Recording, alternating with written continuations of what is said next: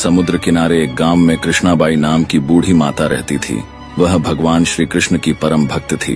कृष्णाबाई का वास्तविक नाम सुखिया था। घर घर में झाड़ू पोछा, बर्तन और खाना बनाना ही उनका काम था।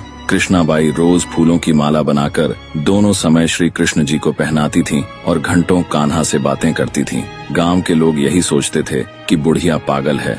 एक रात श्री कृष्ण जी ने अपनी भक्त कृष्णाबाई से कहा, कल बहुत बड़ा भूकंप आने वाला है, तुम यह गांव छोड़कर दूसरे गांव चली जाओ। कृष्णाबाई ने तुरंत अपना सामान इकट्ठा करना शुरू किया और गांव वालों को बताया कि कल सपने में कान्हा आए थे और कह रहे थे कि बहुत प्रलय होगा, गांव छोड़कर पास के गांव में चली जा। अब लोग उस बूढ़ी पागल की बात कहाँ मानने वाले थे। जो सुनता वही जोर जोर से हंसने लगता। कृष्णाबाई ने एक बैलगाड़ी मंगाई, अपने कान्हा की मूर्ति ली, सामान की गठरी बांधी और गाड़ी में बैठ गई। लोग उसकी मूर्खता पर हंसते रहे।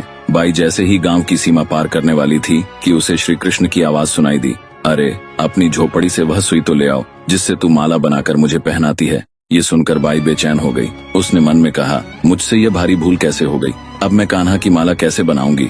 उसने गाड़ी वाले से गाड़ी रोकने को कहा और अपनी झोपड़ी की ओर भागी। गांव वाले उसके पागलपन को देखते और हंसते रहे। बाई ने झोपड़ी के तिनकों में फंसी वह सुई निकाली और फिर पागलों की तरह दौड़ते हुए गाड़ी के पास आई। गाड़ी वाले ने कहा, माई तू क्यों परेशान है, कुछ नहीं होगा। बाई ने कहा, अच्छा अब जल्दी चल और गांव की सीमा पार कर।